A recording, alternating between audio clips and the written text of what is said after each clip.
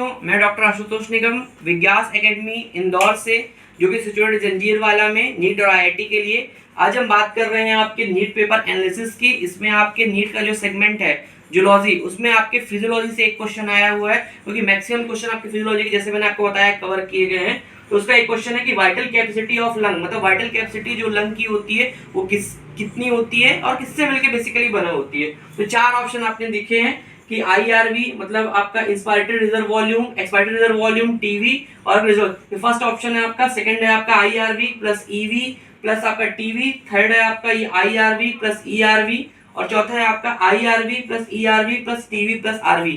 लेकिन हम जैसा जानते हैं कि वाइटल कैपेसिटी का मतलब होता है a person can inspire forcefully amount of air after the forceful expiration, मतलब एक फोर्सफुल वो एयर निकालने के बाद कितनी एयर वो इनहेल करेगा। मतलब आपका कैसा है कि अमाउंट ऑफ एयर जो वो आपका एक्सपायर करेगा वो होता है आपका ERV, जो नॉर्मल वॉल्यूम वो इंटर करे अंदर लेगा वो होता है आपका टीवी, और उसका एक्स्ट्रा अमाउंट ऑफ एयर जो लेगा वो होता है आपका IRV। तो बेटा इसका आंसर क्या होगा? इसका आंसर है आपका IRV plus ERV plus TV. यही आपका सही आंसर है और आपने यही लगाया है तो आप डेफिनेटली एग्जाम में सेलेक्ट होंगे। आशुतोष निगम विज्ञास कोचिंग इंदौर से आज हम बात करने वाले हैं आपके नीट के बायोलॉजी सेगमेंट के एनालिसिस के बारे में। होप आप सबका पेपर अच्छा गया होगा और हम चाहते हैं कि आप सब सेलेक्ट हों और डॉक्टर बने।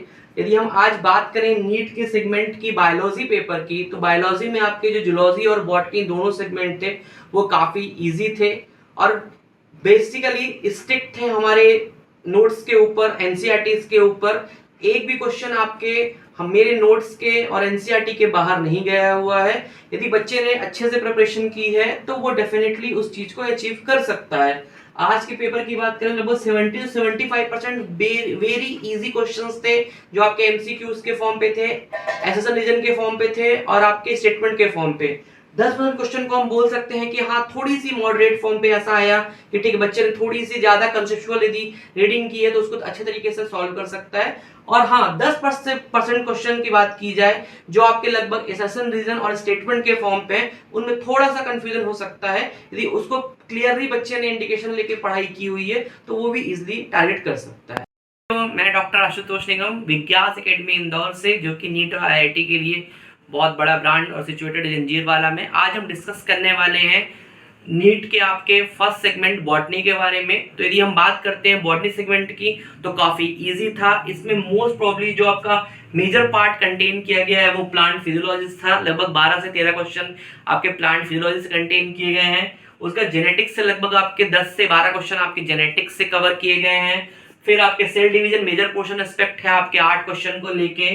फिर हम नीचे आते हैं तो आपका सेल डिवीजन ऑफ प्लांट, इसमें आपका ब्रायोफाइटा है, एल्गी है और डिफरेंट टाइप की चीजें हैं, उन सबसे लगभग 3 क्वेश्चंस हैं आपके।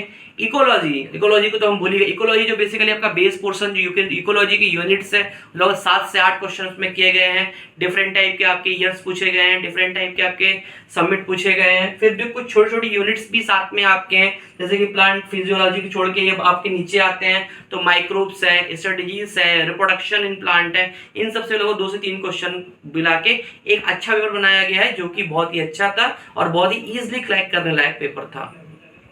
तो बच्चों, मैं डॉक्टर आशुतोष निगम विज्ञास एकेडमी इंदौर से, जो कि सिचुएटेड जंजीरवाला में नीट और आईआईटी के लिए, आज हम डिस्कस करने वाले हैं आपका सेकंड सेगमेंट जो कि जूलॉजी है, जो नीट के पेपर का। तो यदि हम बात करें नीट का पेपर में जूलॉजी पैटर्न कैसे आया है, तो पैटर्न बहुत ही अच्छा था।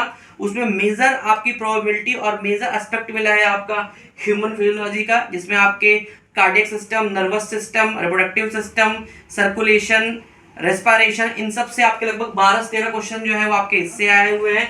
सेकंड जो आपका बेस सेगमेंट में है वो क्लासिफिकेशन, डिफरेंट टाइप का ऑरिजिन आपका क्लासिफिकेशन, लगभग 6 क्वेश्चन आपके क्लासिफिकेशन से आए हुए हैं। फिर आपका एनिमल टिश्यू ने एक थोड़ी स्ट्रेंज फॉर्म शो किया है, लगभग 6 क्वेश्चन आपके एनिमल टिश्यू से आए हुए हैं, जिसमें कॉकरोच भी इंक्लूडेड है।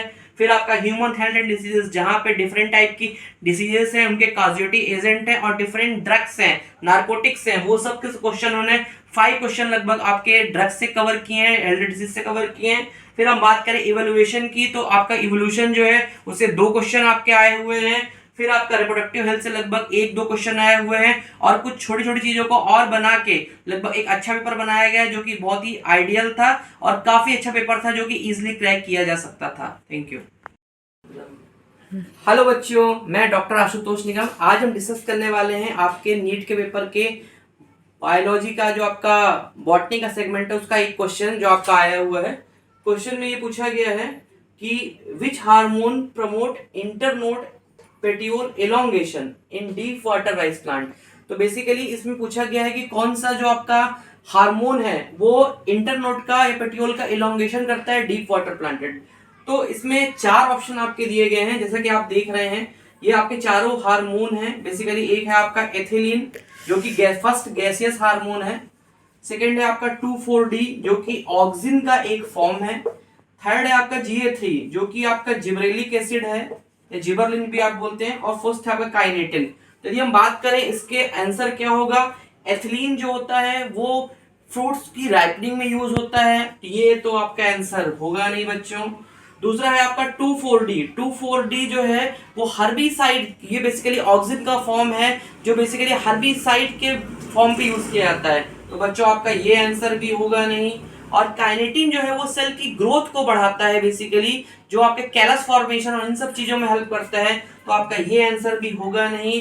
तो जो आपका मेन हार्मोन है वो है आपका जिब्रेलिक एसिड जिबरलिन जो कि आपके पेटियोल या एलोंगेशन में हेल्प करता है। तो बच्चा राइट आंसर क्या है आपका जिबरलिन, ये है इसका सही आंसर।